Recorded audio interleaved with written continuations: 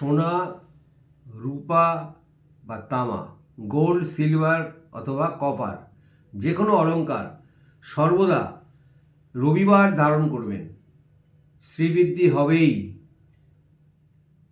আর সোনা এবং রূপোর গহনা অর্থাৎ গোল্ড অথবা সিলভারের অর্নামেন্ট কখনো একসাথে রাখবেন না, মানে একই বাক্সের মধ্যে রাখবেন না।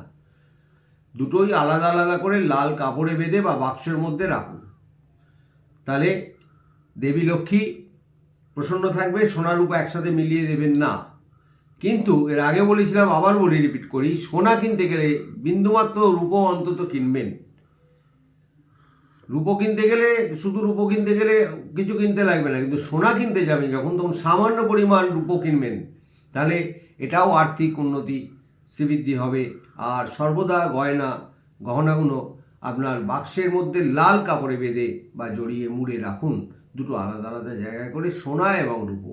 দেখবেন স্থিরতা থাকবে, আর্থিক উন্নতি হবেই।